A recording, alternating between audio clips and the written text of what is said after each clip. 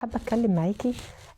لو انتي لسه ما تقدملكيش عريس وسنك كبر 28 29 30 ايا كان سنك ده قد ايه. بصي يا حبيبة قلبي، انا مش عايزاكي تزعلي ولا تزعلي نفسك خالص، لان في الاول وفي الاخر ده نصيب. ومش عايزاكي تاخدي بكلام الناس ان لسه عريسك ما جاش، انتي لسه ما تقدملكيش حد، هو انتي سنك كبر، ده انتي كده يعني عبال ما تخلفي بقى هيكون عندك كام سنة. انتي مالك ومال يعني الناس اللي بتتكلم كده؟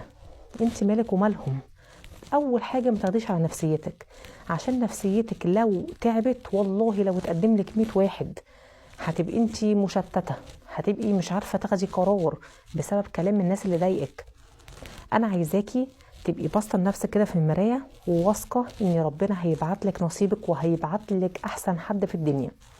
لازما الكلام ده انت تقوليه لنفسك، انا ان شاء الله ربنا هيبعت لي نصيبي وهيبعت لي نصيب يكون كويس. يعني انت تفرحي لما يكون مثلا واحده عندها 19 سنه و18 سنه اتجوزت ولا قدر الله حصل لها طلاق. ما هو احنا مش سباق مين اللي يتجوز قبل مين ومين اللي يتخطب قبل مين، لا احنا بندعي ربنا اللي يرزقك بابن الحلال، اللي يريحك اللي يصونك، مش اي حد كده وخلاص. ومش بالسن، سنك بقى ايا كان سنك بقى ايه ان شاء الله ربنا شايل لك نصيبك. المسألة مسألة وقت، مش عايزاكي تضايقي نفسك خالص، مش عايزاكي تزعلي، عشان الموضوع دوت بيحصل لبنات كتير جدا، تعب النفسية من كلام الناس.